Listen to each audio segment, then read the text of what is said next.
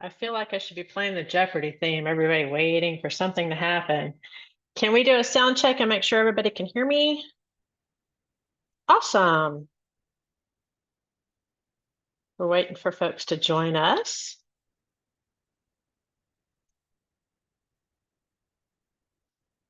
I'm also frantically making notes, trying to remember all the stuff I want to say to you. So,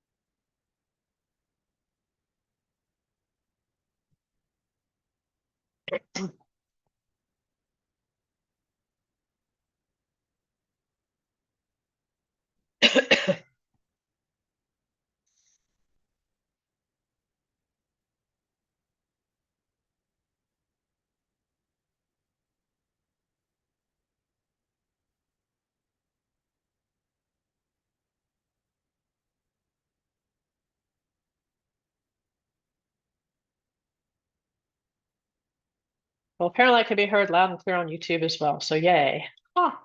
So we've got another group of folks who are watching us on YouTube, just FYI. So howdy, everyone. Welcome to the first meeting of the 42nd session of the Faculty Senate of Texas A&M University. If you need a reminder of the Zoom features found in our using our Senate meetings, the Zoom tip sheet can be found on our website at the top of the current agenda page. Please make sure your microphone is muted and remains muted unless you're specifically asking a question, but please wait to be recognized first. Secretary Tarvin is going to help me monitor the raise hands function. He'll identify you and ask for you to unmute and ask your question. And please, I know it's challenging, especially when we have a lot of questions to ask if you do for any of our guests today, but please make sure you limit yourself to one question in order to let everybody else have an opportunity. So I try to go through everybody first and then come back for seconds if necessary. And so if I ask you to refrain or hold on your enthusiasm for a little bit, please don't be offended. It's just trying to make sure everybody gets a chance to ask their questions. And then if you don't want to ask your question out loud, please feel free to send in the chat to Secretary Tarvin or myself anything that you'd like to have raised without having your name associated with that, and that's fine too. We have visitors joining us on our live stream. So we've already heard it works on YouTube. But I did invite some administrators to come today to attend as guests so that they can answer specific questions that may come up. And then if you wish to offer a motion during the meeting, please raise your hand at the appropriate time and ask to be recognized. So the speaker comments are rather brief. I am in Kansas, joining you here from the great city of Manhattan. Not at Kansas State, though I'm very close to it. I'm here helping my family move and playing with my grandson. So I'm exhausted now. So this is a nice quiet time to have for the day. I do want to let you know, so we're getting requests for committees for people to participate on. If you are specifically interested as a senator representing the Senate on committees, or if there's something about which you're particularly passionate, please feel free to let me know as we try to get people connected. I'm also going to ask the caucuses to really work with faculty in their college when we need to have representation, maybe not Senate representation, but broader faculty representation on committees. I'm really going to rely upon the caucus leaders and the caucus members to help me identify people who would be good candidates for those. So just let me know if you have people who are particularly interested, maybe opportunity for someone who is looking to rise in their respective rank and getting more connected at the university level. We'd love to hear of people who are interested. So I know that there are a lot of concerns that have been raised. I was freaking out as well about the potential changes to our insurance, in particular, the idea that Baylor Scott and White is going to be dropped as a provider. I've reached out to the administration. They in turn have reached out to the system to find out what's going on, because I think everybody's expressed a lot of concern across campus about this. And so we're going to monitor that and try to get respond as quickly as possible and get information to you. We did have some concerns that were raised about the increase in pay for our staff, particularly by faculty who have research grants and how that might impact them. And so I've asked specifically that John Crawford and Dr. Jack Baldoff are available to join us in committee of the whole so that they can talk about some of those things and have answer specific questions. I will say, though, I am on the Strategic Budget Council now. Our former speaker, Dr. Hammond, was a wonderful representative for the faculty in the Senate on that committee previously, and it's turned over to me in my turn. I did vote for those changes, and that was for Texas A&M University, and then as I understand, and I'm sure that they can correct me this later today, but the agencies then were given the opportunity because they can choose whether to join or not and follow along with those minimum pay increases, and they did so. Part of it was because of the competition. There's always concern about losing great employees to other around the university, around the system, but we're not competitive with a lot of employers in the area in some cases. And so there's a real risk of losing fantastic employees away from the university and from the system. Also, there's a federal law that's changed the minimum salary for exempt employees to not be paid for overtime. And that is taking effect on July 1st, which is why they changed the rate at June 1st. So it's 43,000 plus. That's if a person's making below that amount, then they have to be paid overtime. And that's a significant change from what it was previously. And there's another proposal for that to change even more on January 1st. So the July 1st one is definitely happening. And so the university is trying to get ahead of that to make sure that our employees that are compensated at the lower end are raised up to a better place. And I think that's great for all of us because raising those votes is quite important to our faculty because we need to have our staff to help us be able to do our job in our teaching, research, and service. So, but I know that there are some concerns for researchers feeling like they got caught blindsided, and I think that's unfortunate. There's still so many things we can do to improve communication, and that's something that I'll really work on this year is to help finding venues to improve communication. So anyway, they're going to talk about that. So right now, though, we have a guest speaker who is going to talk to us about the name, image, and likeness. He came and spoke to the Faculty Senate Legislative Affairs Committee, and that was a challenge in itself, and it's changing on a daily basis. But this does have an impact on faculty, potentially, at least our classes, our students, scholarship opportunities for students. So Professor Paul Batista is what's called a FAR. He's the Faculty Athletics Representative for the university on the faculty behalf to the SEC and the NCAA. And he is going to talk about this name, image, and likeness. So Professor Batista, are you there with us? Yes, ma'am. Can you hear me? Sure can, sir. Well, let me, I was told I could screen share. That should be set up that way. Let me see if I can remember how to do this. All that fun Zoom training we've all had, right? That's exactly right. So, well, first of all, let me say thank you for allowing me to do this. This has been a whirlwind, and honestly, I'm going to tell you some things that may happen and may not happen. But here's sort of what I want to talk about today. And I've been told I have 10 minutes. I'm going to move very quickly through some of the things, but I'm going to send a PDF of this PowerPoint presentation so you can review it at your leisure. So what is a FAR? I'm appointed by the president.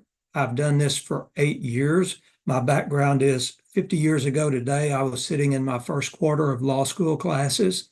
I represented professional athletes in my law office in Caldwell, started teaching as an adjunct, had an opportunity to come to A&M full-time, and I'm finishing my 26th year, again, my 8th as a faculty athletics rep.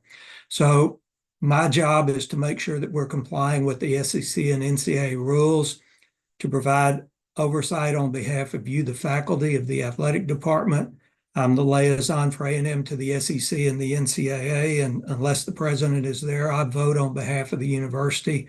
But to me, the most important thing is I make sure our student athletes are getting the appropriate academic and athletic experiences they should get. I also serve on the Faculty Athletics Council, and I know Dr. Price and others have been on it with me as well.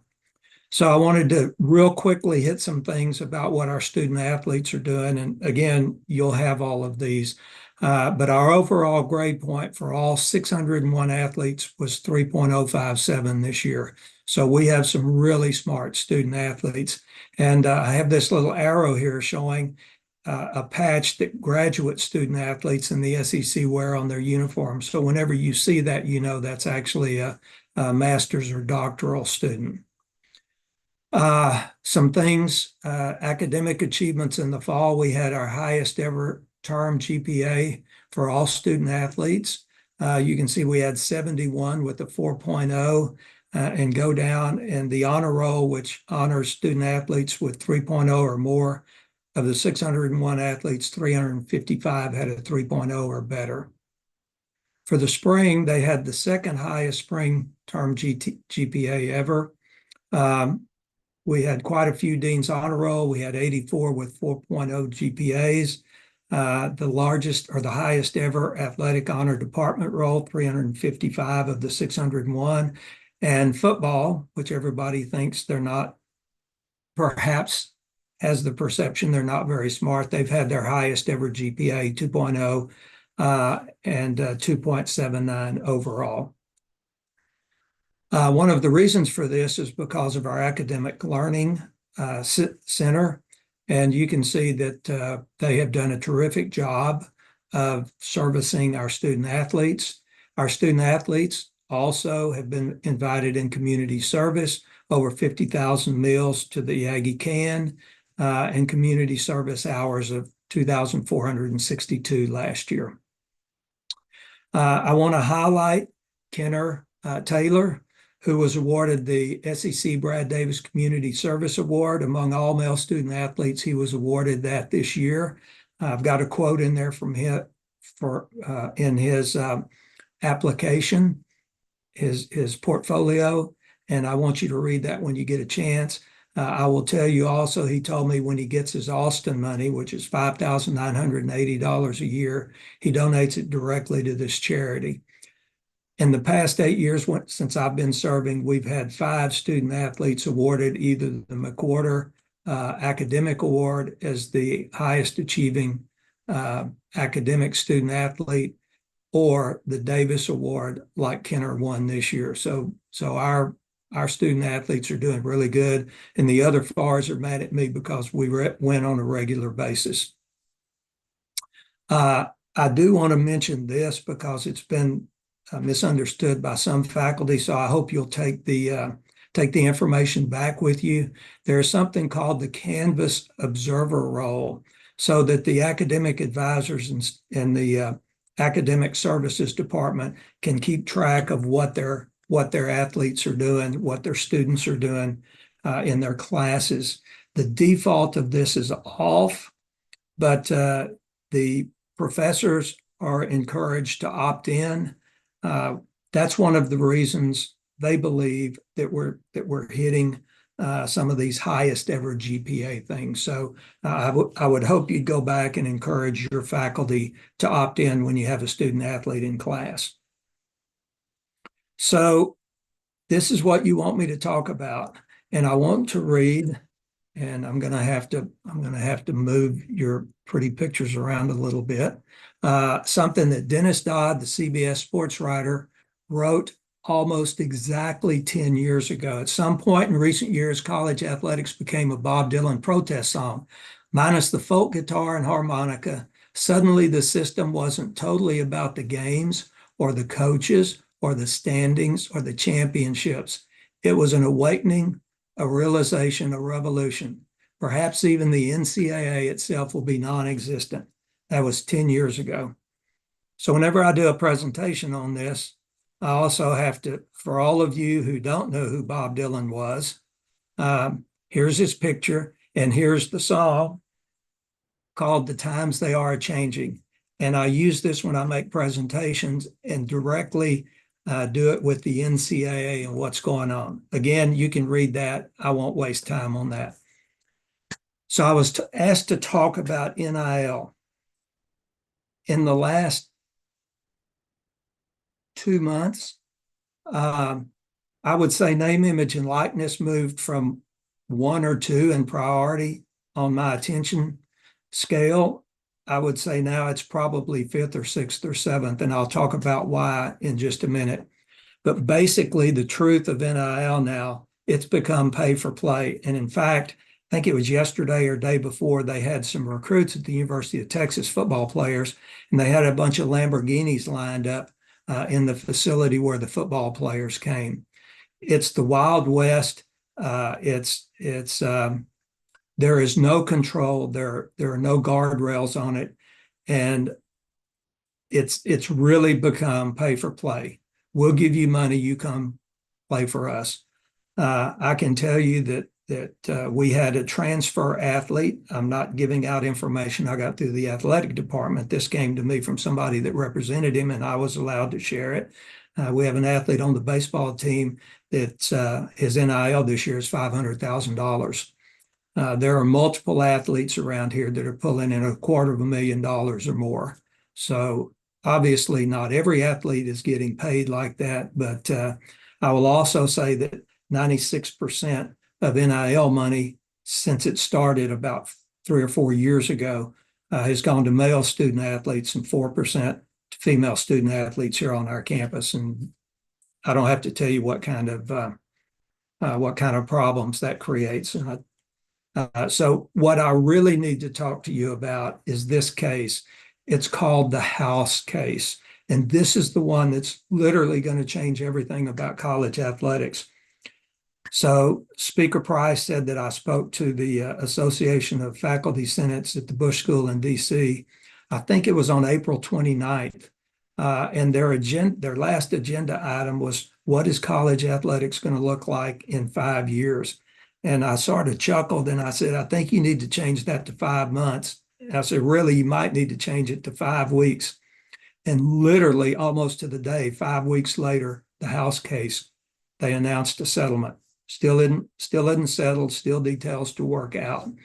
But to understand what's going on in college athletics, you have to understand the Sherman Antitrust Act of 1890. And basically, it's one of those that from people like John D. Rockefeller and Leland Stanford and those type monopolists, and Congress wanted to break them up.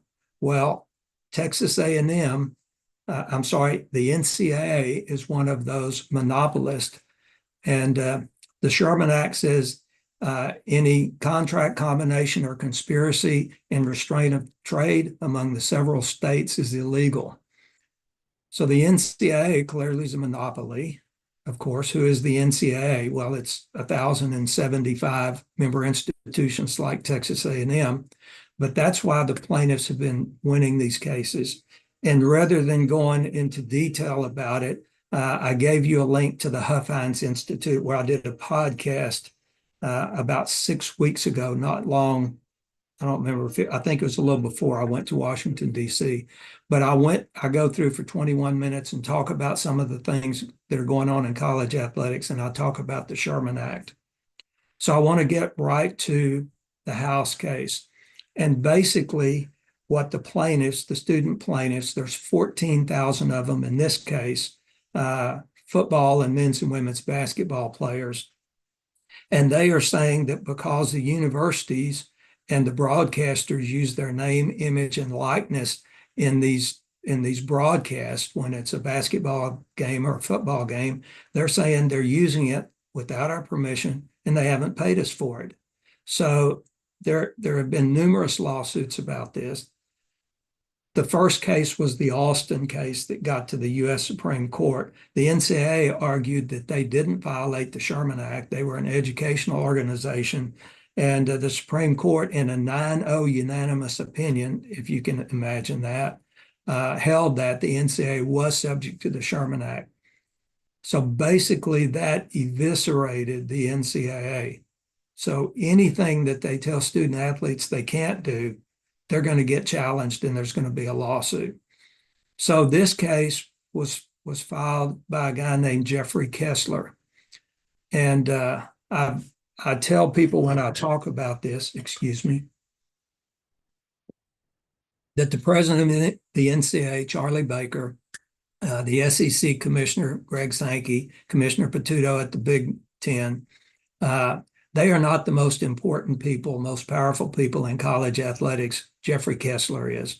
And he's filed these suits. He's filed them in California, which lawyers are strategic in doing. And they have gone before Judge Claudia Wilken. And this latest lawsuit, the House case, was filed, and Judge Wilken in November certified the class. The plaintiffs claim that they can prove 1.4 billion, and yes, that's with the B, in actual damages. And under the Sherman Act, those damages are trebled. So there are potential damages of $4.2 billion. And the plaintiffs are going to be successful. The only question is how much. The case is scheduled to go to trial next January. It's of course, they say it's been settled. The interesting thing is the plaintiff's attorneys are probably as interested as the defendants to get the case settled.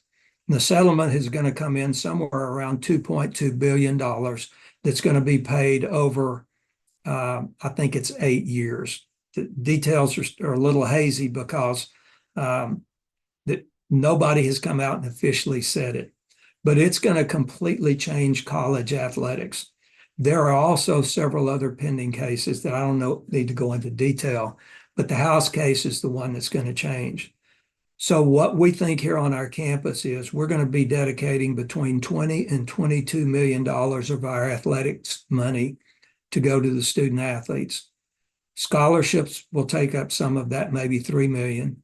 The Alston payments might be included in what we're going to pay, but the bottom line is we have an athletic department that is not making money currently. In fact, might be in the red, and they're going to have to figure out a way to come up with $20 million.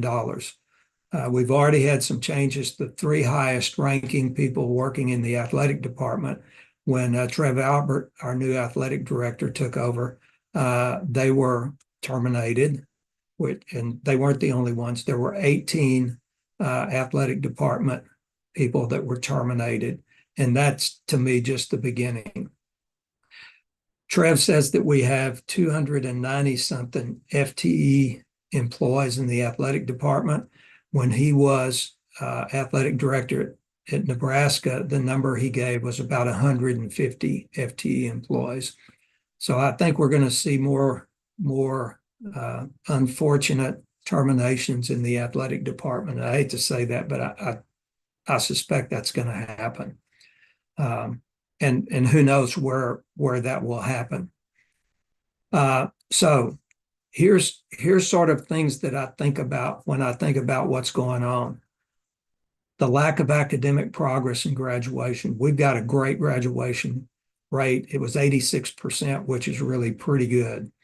But everybody, including the plaintiffs, agree that they're going to have to be student athletes. They're going to have to be registered for classes, taking classes. They're going to have to be eligible, and they're going to have to matriculate toward graduation in order to be eligible. We know pay for play. One of the good things about the possible settlement in the House case is it has gotten the interest of Congress people on both sides of the aisle to perhaps set some guardrails about NIL. If that comes out of the House case, that will hopefully stop some of these Lamborghini and $500,000 pay to plays. What concerns me is we have had the Dartmouth men's basketball team filed with the National Labor Relations Board to designate that they were employees, and they were successful in the first hearing. Now that's still moving its way through. We'll see what happens with that. In Texas, there's a specific statute that says student athletes cannot be employees. If some are employees, if student athletes become employees, then I think about unionization and collective bargaining rights. And I give this example. Can you imagine if we're playing the University of Texas, there's 110,000 people in the stadium, and the players representative stands up and says, you know what, we're not going out to play unless you guarantee to pay us $5,000 each to go play this game. And they go on a work stoppage or a work slowdown. Hopefully none of that happens. Hopefully there's not this idea of collective bargaining rights, or at least the right to strike. All of this, people are starting to talk about Title IX. Nobody really knows exactly how Title IX is going to play into all of this. We've had some gambling issues, and in the last few days, 5 professional baseball players were suspended for gambling. We know it's going on. Both players at both Iowa and Iowa State lost their complete total eligibility for gambling on, and that they were stupid enough to do it in their dressing rooms. So it was easy to capture that. The gambling people have an incredible way of following things that are going on. And I saw just within the last 2 or 3 days, another student athlete was caught gambling and was suspended permanently. So all of that, I think, is probably bad news, but there is some good news. So with this NIL, I think more student athletes are likely to stay in college longer, because if they're marginal players in professional sports, they'll make money here on campus. So we'll see. So the last thing I want to talk about is these are some unanswered questions that ruminate through my sort of a little bit crazy mind. Certainly the NCAA has been eviscerated by the Austin case, and they have no more leverage. And the question becomes, is it really now free agency? Do all of the financial rules under the NCAA, are they violations of the Sherman Act? And I think the answer is clearly yes. So will we move to a completely free market? If the House case settles, probably not completely, but certainly nothing like we've ever seen before. I think about where do we train our Olympic athletes? Well, it's here on our college campuses. And I think about what's going to happen if in Title IX, if I was a male scholarship golfer or tennis player, a baseball player in a lot of places, maybe not in the SEC, but in a lot of schools, I think about, I might be a little bit nervous. If I was a basketball coach and I was number 6 or 7 on the list of coaches, I think I'd be a little nervous right now. Clearly, if they become employees, their scholarships would be taxable income. NIL is taxable. There was an article today about the percentage of student athletes, even though they get the training, that don't know they've got to pay tax on their NIL. So the bottom line of all of this is, will the blue blood stay and everybody else gets out? I talked to the faculty athletics representative in Tulsa this morning, and somebody like Tulsa with fewer than 4,000 students, they're Division I like us. They're not going to be able to play on our level any longer. I think that's just the bottom line.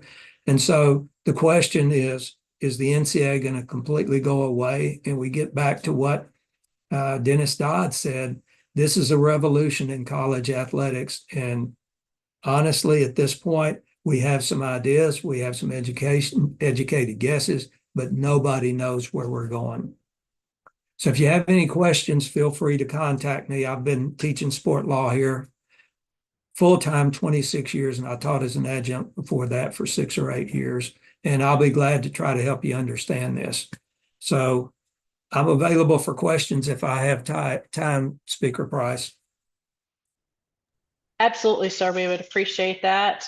Thank you very much. That was educational and terrifying, quite frankly. Can't imagine what the future is going to hold for this. So we do have one question in the chat. How does NIL related issues make student athlete related gambling more likely? Well, they're getting more money. Somebody's giving them money, and they have something they can actually put down to gamble. And of course, who gambles? It's people that think they're smarter than the odds, and they can make money doing it. Senator McGill. Yeah, I was wondering where these dollars come from, if they're from alumni, businesses, whatever, and does it have to get funneled through the athletic department at all? Or do they just pay the people too? That's a great question. That's going to take a little bit of time, but I think I can hit it pretty quickly. So let's understand that money in the athletic department does not come from the state. There's no tax money in the athletic department. So they raise money by selling tickets, by selling their broadcast rights, by donations from their donors, and distributions from the SEC, from the conferences. So that's where the money comes from. Our budget last year was $160 million, give or take a little bit. So that's where all the money comes from. Now, where the money for the NIL comes from is from something called a collective. It's a group that's been put together that people donate to, and then they pay out to the athletes. Now, Texas is in the process of changing this so that actually universities can be in control of that, to have a little more control of the wild, wild west, I guess you could say, and require more training. But in all honesty, it's just open season out there. Oh, and by the way, just last week, Florida passed a statute allowing high school athletes to collect on their NIL. And I saw something today where Adidas, you would say, has reached agreement with 7 of the high school athletes recruits in the state of Florida. It didn't take a weekend to do that. That's astounding. Senator Taylor.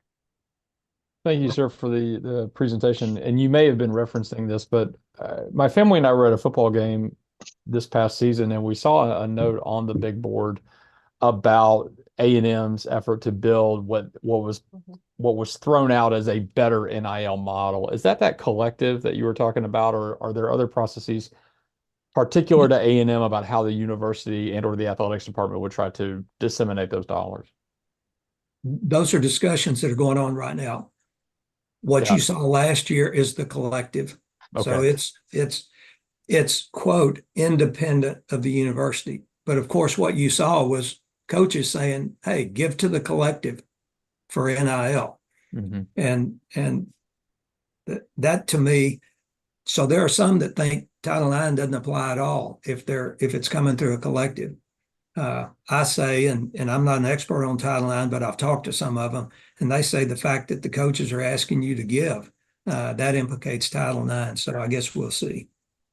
Thank you. Thank you. There's a couple of questions in the chat. So, well, one of them is, aren't faculty prohibited from collective bargaining when the same prohibition be applied to student athletes, at least in the state of Texas? That's correct. And then is there the potential for A&M to reduce the number of sports we offer due to these changes? Okay, you can't quote me in the newspaper on this. Well, you're on YouTube, so keep that in mind.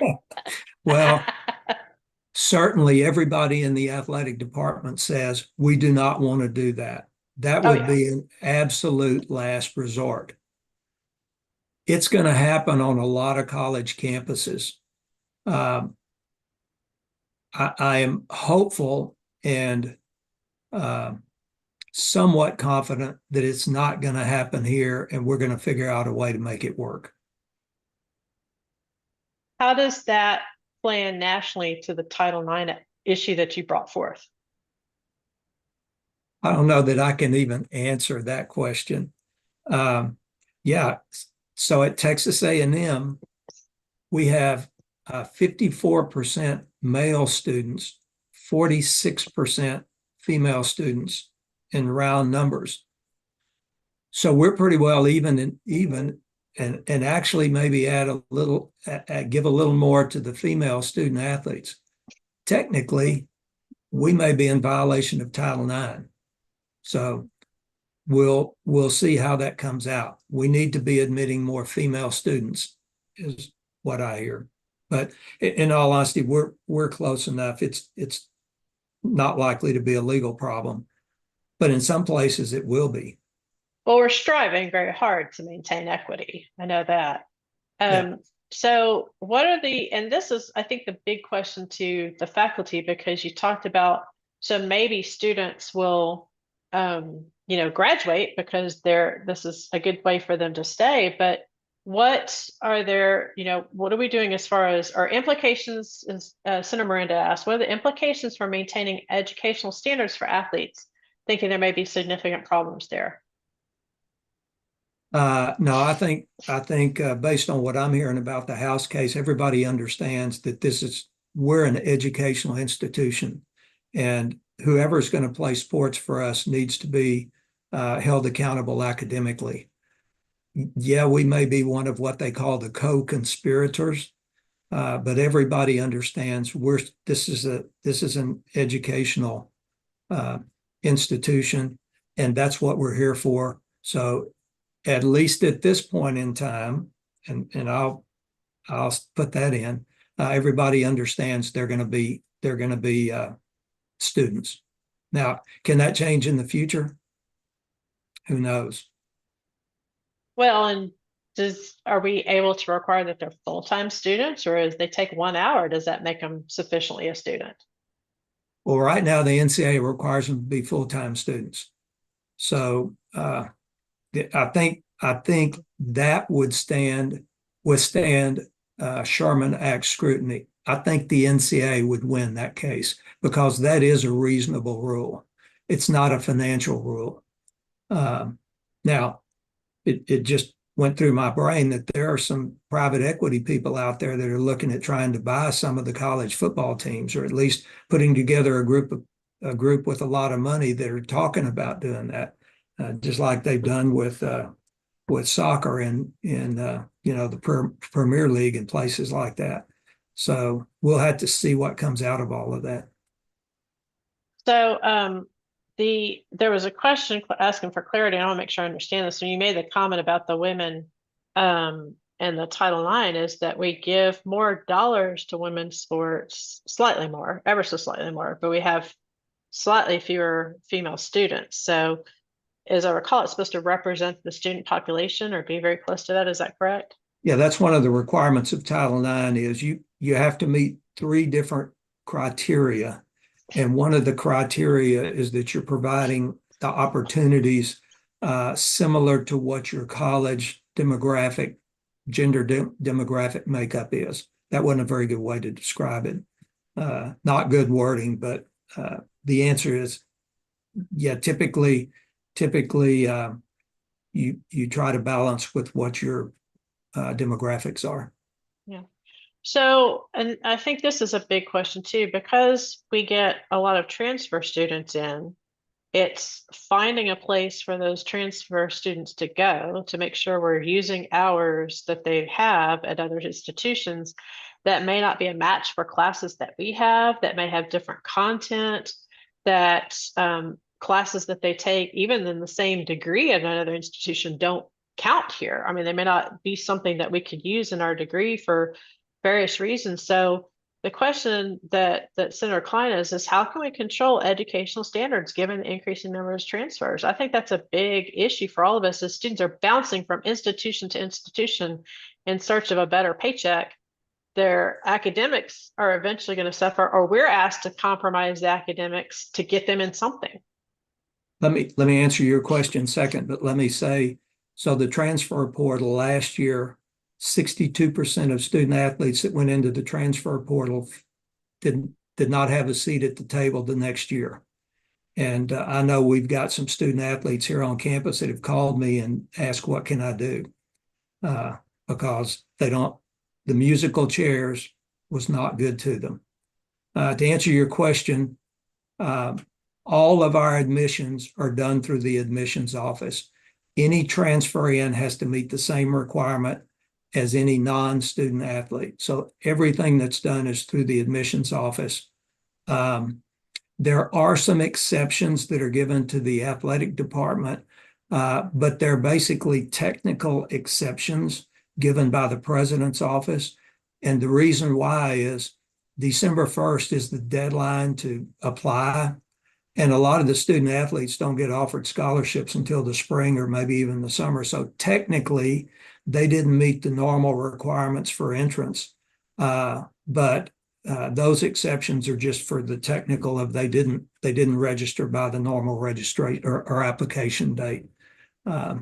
So those are really the only exceptions. Great. Well, I really appreciate your time, Professor Batista. You have been incredibly educational and a little bit scary, so I appreciate that. And I will, hopefully you'll come back and join us if something new and traumatic comes up that we need to be aware of as faculty members. I think we're all really concerned about the educational aspect of this, of making sure that they're student first and that we are helping them make progress towards their degrees, because that's what their takeaway, that's really what they're here for. Believe it or not, that's what we all believe that they're actually here for. So we want to make sure that we can support them in reaching those goals. Well, And I can say, go ahead, sir. I can say this, based on a lot of the FARs that I talk to, we're probably better academically than almost anybody in the country. Our academic services are terrific. I meet with every group of incoming athletes in the orientation, and I tell them, if you're not successful here, it's your fault because you have everything you need to be successful. And our athletic department really puts an emphasis on the academics, as you can see from the numbers I showed you earlier. That's why I wanted to show you the numbers.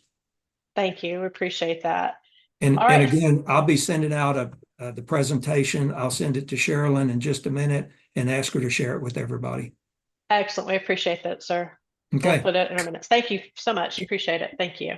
Anytime. Thanks. Good deal. All right. Well, that's just a new and different world out there, isn't it? Yay. All right. So next we're going to move on to our minutes.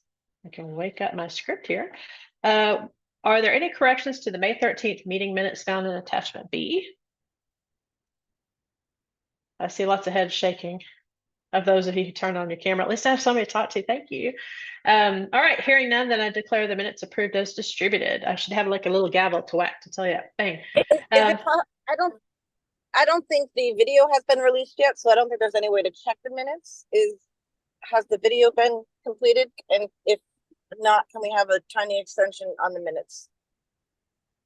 Because I don't think the video has gotten posted from last month yet. Well, the corrections are the factual information on the minutes there. So the video, I mean, I'm not sure I understand the question. Usually someone goes through and checks it against the minutes. Yes, of the video. yes, I've worked with Sherilyn to make sure that's happened. Yes. Okay, and so the minutes were updated. I know that the minutes didn't reflect what I spoke entirely. I know that the initial speaker script was not what I entirely said. So okay, I know that if she just did that, then it's going to be incorrect. And she usually checks it against the video, so just wanting to make sure that that is correct. Of course, of course. Plus, we're working on posting your presentation of your speaker comments as well. Yeah, and that hasn't happened yet, which usually that happens first, and so that allows people to potentially watch if they see anything that seems, because not everybody reads the minutes, and some people do and some people don't, but some people watch the post first and then compare it against the minutes, and so it's going to be hard to, I'd like the video to be posted first. Former Speaker Hammond, what specific corrections do you need to have made to the minutes so we can make those? I would need to compare it with, because I can't remember exactly what I said. Have you submitted your corrections already, I'm assuming? No, because I haven't seen the video. Okay, so there's a correction to the minutes to make sure that former Speaker Hammond's comments are aligned with the content to make sure that the wording is corrected. So we'll make those corrections to make that. Are there any other corrections to the agenda, to the minutes? All right, then I will declare the minutes approved as amended, and we'll make those corrections, former Thank Speaker you. Hammond. Thank you. I Are there appreciate any it. questions or concerns on the on the June 10th consent agenda items? Remember that, senators, if you have questions or concerns about an agenda, you raise that specific item, it removes it, or it is removed from the consent agenda that is not debatable. And then we take that specific item up in the later part of the meeting. Not that I want anybody to take something off the consent agenda, but I want to make sure that you understand the process again. Any questions or concerns? All right, hearing none, I declare the June 10th consent agenda approved as presented. All right, so now we're going to move on to the committee reports. Does anyone have any questions or concerns with the Core Curriculum Council report found in attachment C?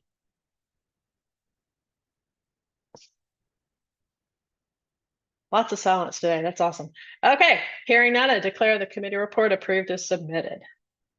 All right, so I will invite Secretary Klein, I'm sorry, Speaker-elect Klein, to take us into committee of the whole. And I'd like to make sure, again, we have guests here to address specific questions about the minimum wage issue.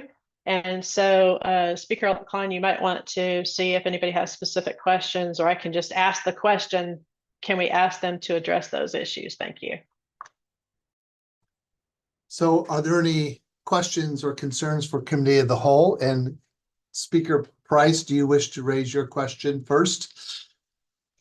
Yeah, so the question was how was the information communicated to, and how was input sought?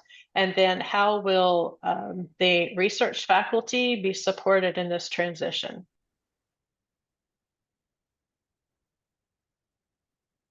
So does anybody from the administration wish to answer that question?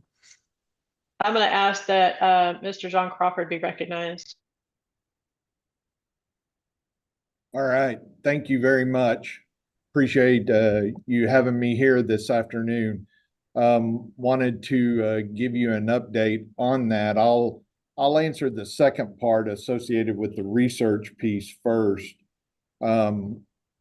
We've worked with Dr. Baldoff in the VPR's office, as well as the budget office here within the Division of Finance, to provide additional funding that will be available to fund the increase for these employees that are impacted, that are funded on sponsored research projects.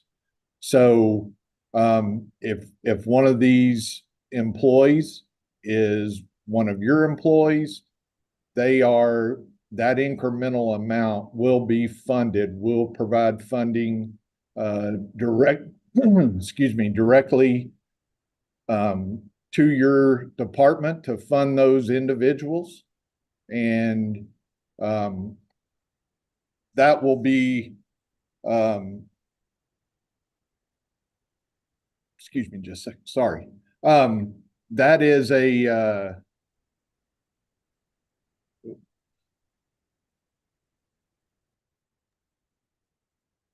sorry about that. Yeah, we will be providing that funding to you, and it will cover that for the rest of this fiscal year, as well as the next fiscal year. Also, as you get your, if this is a multi-year award, it will cover that until the award is complete. In addition, we have staff that are research staff that are funded off of other sources of funds like IDC, like perhaps funding from a chair or professorship, or also from startup funding. Those individuals will also be provided funding for this. So that increased cost will be covered for all of the folks that are working on research projects, whether they're on sponsored research or whether they are part of one of these other sources of funds. Just to give you an idea of how many we have, There are about 60 employees that are impacted by this that are currently being paid on sponsored research projects. And then there's about between 15 and 20 that are funded on these other funds like IDC and things that are impacted there. So that covers the funding on the sponsored research side as well as these other funds. And I'll be glad to take some questions. So the individuals have your hands up. How many of you have questions for for Mr. Crawford? Everyone? Okay, Rajesh, you're next. Okay, I'm thinking that this might be something that Mr. Crawford could answer, but I'm not sure. So one of the unintended consequences of this is that it's very typical for somebody with a bachelor's degree to spend a couple of years as a research tech or something like that, and be receiving this type of paycheck, and then to go on to graduate school. And that's going to be a big problem because it means then that their stipends are usually going to be, much, much less. So in the School of Medicine, the typical stipend is $32,000. And so that is a substantial decrease in pay. And I worry that the net effect, even though it's good intentioned, would be to inhibit the transition of people to the next stage of their career, which would be beneficial to them in the long run. And so, when we're doing this, we probably need to think about what the compensation will look like for graduate students and the next stages. Yeah. No, understood completely, but also remember that a grad student stipend is half-time as well. So there's that part of it. For sure, but they're not going to see it that way because a typical graduate student is working 60, 70, 80 hours a week, to finish their. I just think that they might see it as a pay cut. Yeah, and I think one other thing just to bring up and talk about here, part of this also is the Fair Labor Standards Act. There's some new rules that go into effect. Angie mentioned it at the beginning, but it takes the new minimum amount for exempt employees. And when I say exempt employees, these are employees that are exempt from being paid overtime. And that number has been around 35,000, and it is taking that to 43,800 and some change. And so we've got to make sure that if you fall below that 43,000 level, then you're going to be required to keep time, and you will be responsible for paying overtime in the event that that it goes above, that you go above 40 hours a week. So that kind of creates another thing. Now, I know there are conversations that are going on kind of simultaneously with CPI, Executive Committee, and HR on the research positions. And perhaps there's some of these that may better categorize into a different type of position. And again, HR isn't under me, but I know they talked about that in CPI last week, and that's something that is being discussed further.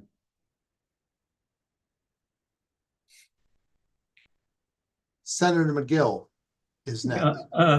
I was just wondering, and you may have just answered it, what about, say, 3/4 time or half-time people? Is there any sort of correlated number for them, or? So we have not, the specific new minimums apply to our full-time employees.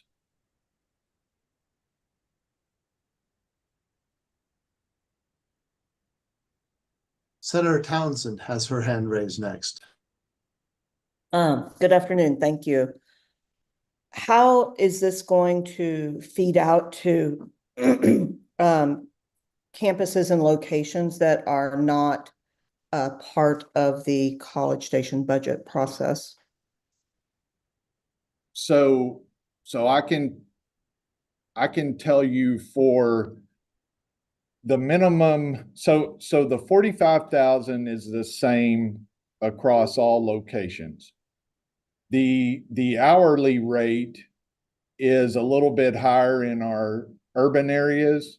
Dallas and DC, Houston, Galveston, those have a little bit higher rate. Off the top of my head, I don't remember that, but I can get that to Angie and send that to you guys. Right. And I think specifically in our last meeting, a lot of that we went over on campus. The question mark I have is the research piece of it. I may not fully understand your question, Dr. Townsend.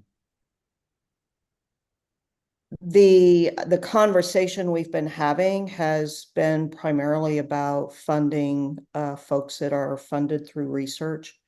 And will that follow through, for example, in Galveston, as we Yes. tend to manage our own funds? Yes, Okay. correct. Correct. Yes. Okay, great. Thank you. You're welcome. So John, there's a question that was posted in the chat.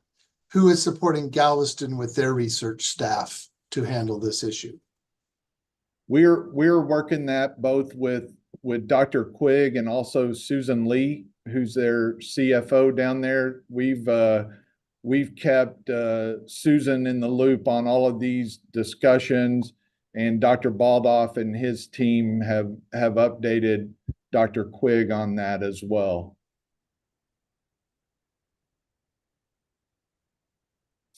Senator Sachs has his hand raised next. Yes, thank you.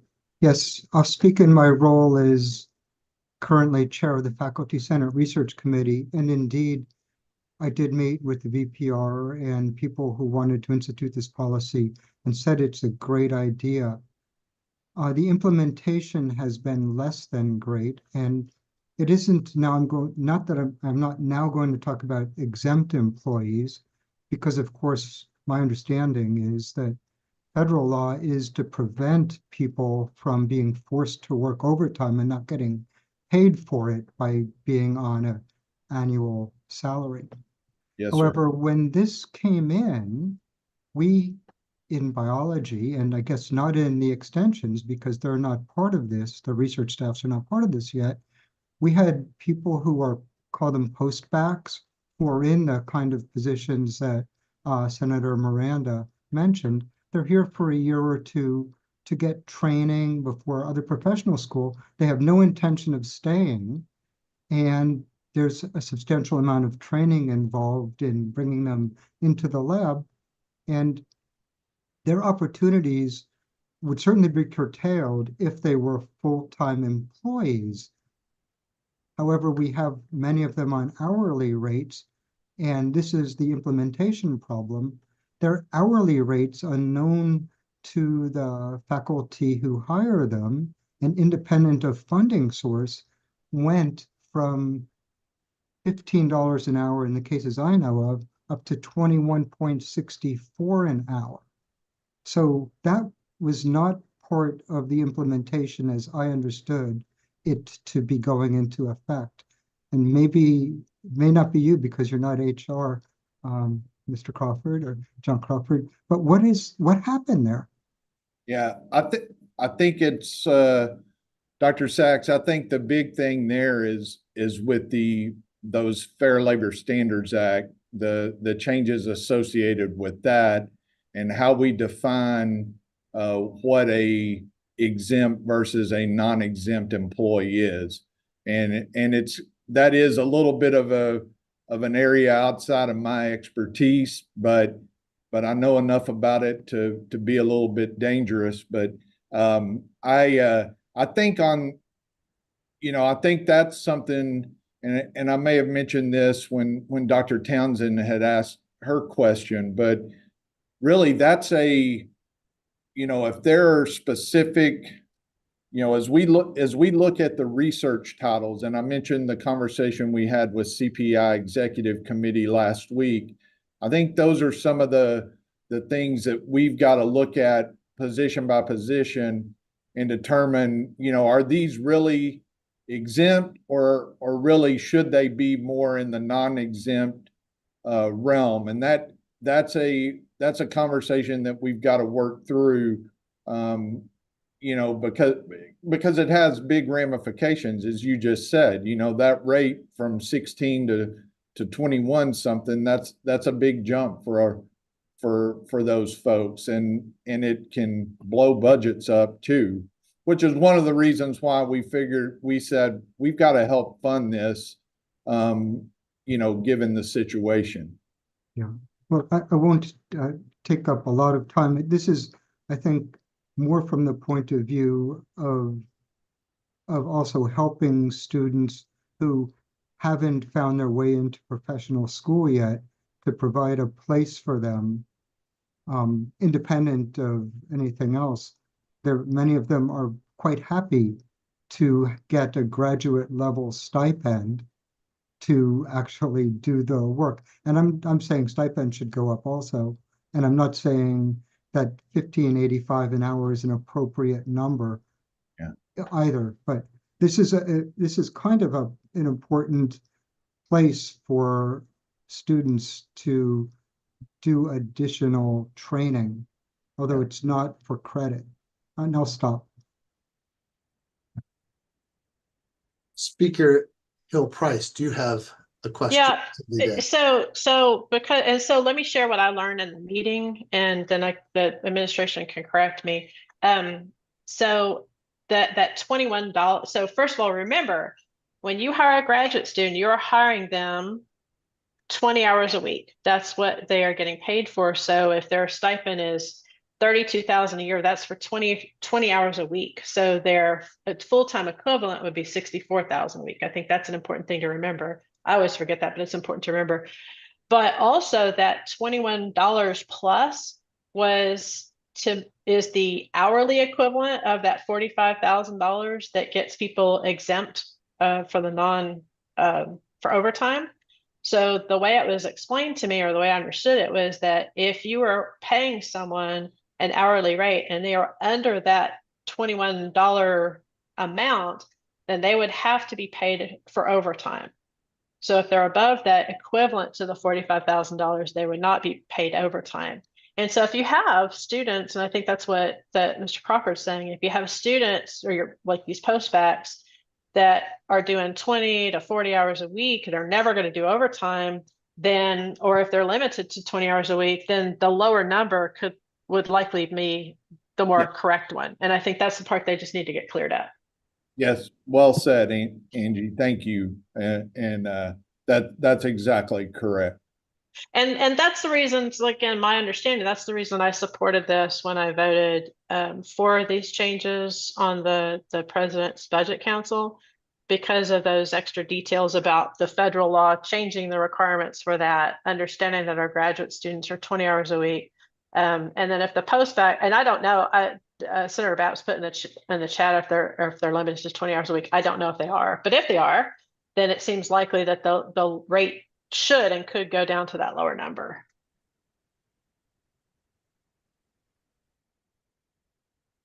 Senator Cannon has her hand raised. So I have a suggestion that is something that's been discussed in the School of Medicine. It would be nice if stipends and salaries would increase 3% per year, or whatever we want to put into our grants, so that it's something that's anticipated. It's not that anyone would disagree that people deserve a living wage. It's not about that. It's about how can we plan for it and ensure that the budgets contain what people deserve. And if things go up every year, then we can plan for it. This is what everyone can expect. It's these saltatory changes that create these issues. Just a suggestion. Thank you. Are there any more concerns that people wish to bring to the committee of the whole?